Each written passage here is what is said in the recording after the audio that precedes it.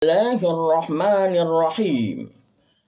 Dalam menghadapi tantangan globalisasi dan era digital, pendidikan Islam tidak cukup hanya mengandalkan tradisi lama tanpa inovasi. Ia harus berani mengintegrasikan tiga kekuatan besar: data empiris sebagai basis fakta, logika sebagai alat berpikir kritis, dan wahyu sebagai sumber kebenaran transenden. Disinilah gagasan menyatukan Purbaya Yudi Sadewa, Rocky Gerung, dan Kiai Haji Said Akil Siraj dalam diri seorang pelajar muslim menjadi sebuah visi epistemologi Islam yang segar. Pelajar muslim yang empiris, kritis, sekaligus spiritual. Pelajar muslim masa depan perlu memiliki tradisi ilmiah yang kuat. Purbaya Yudi Sadewa, seorang ekonom yang menekankan pentingnya data dalam kebijakan, dapat menjadi simbol penting bagi pelajar muslim yang tidak hanya berbicara dalam tataran retorika, melainkan berpegang pada bukti empiris. Semangat ini sejatinya sudah diwariskan oleh para ilmuwan muslim klasik. Ibnu al-Haytham, pelopor metode ilmiah, menegaskan, "Innani altamisul haqqo wa atakharrahu wa attahimu nafsi daiman fil wuqufi alaihi fa ataqabbalu ara'an nasi bikulli tawakkin wa altamisu fihal haqqo." Sesungguhnya aku mencari kebenaran dan berusaha mendapatkannya, dan aku selalu mencurigai diriku dalam menilainya. Maka aku menerima pendapat manusia dengan penuh kehati-hatian, dan aku mencari kebenaran di dalamnya. Pesan moral Ibnu al-Haytham ini sejalan dengan dunia modern yang menuntut pelajar muslim untuk tidak mudah menerima klaim tanpa verifikasi.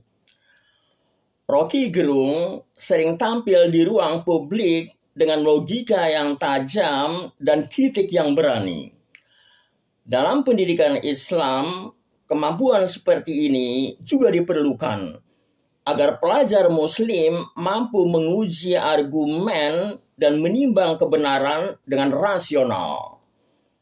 Plato pernah berkata, "The unexamined life is not worth living." Kehidupan yang tidak diperiksa atau tidak dipikirkan dan ditimbang secara kritis tidak layak untuk dijalani. Sementara Aristoteles menegaskan, "It is the mark of an educated mind to be able to entertain a thought without accepting it." Tanda dari akal yang terdidik adalah kemampuannya mempertimbangkan suatu pemikiran tanpa harus menerimanya. Tradisi berpikir kritis ini sejalan dengan Ibnu Rushd yang menekankan harmoni antara filsafat dan agama. "Inna na'lamu bil burhani annahu la yu'addin nadharul burhaniyu ila mukhalafati ma warada bihi syar'u. Fa in warada zahiru syar'i bi khilafi ma adda ilaihi al-burhan, tuliba ta'wiluhu." Kami mengetahui secara demonstratif bahwa filsafat tidak mungkin bertentangan dengan syariat. Jika ada teks syariat yang tampak bertentangan dengan bukti rasional, maka diperlukan penafsiran atau takwil. Dengan demikian, seorang pelajar muslim yang berpegang pada logika tidak sedang menjauh dari agama, melainkan justru memperkuatnya. Namun, data dan logika saja tidak cukup. Kiai Haji Said Akil Siraj kerap menekankan bahwa pelajar muslim harus berpijak pada wahyu agar tidak terjebak dalam kesombongan intelektual. Imam Fakhruddin Ar-Razi menulis, "Idza kana al-aqlu sahihan wan naqlu sharihan la yumkinu an yahdutha bainahuma ikhtilaf. Apabila akal benar dan wahyu jelas, maka mustahil terjadi pertentangan antara keduanya.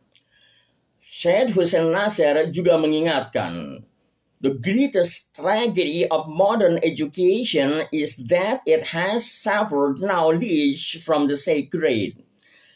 Tragedi terbesar dari pendidikan modern adalah bahwa ia telah memutus pengetahuan dari yang sakral. Sementara Ziauddin Sardar menekankan rekonstruksi epistemologi Islam.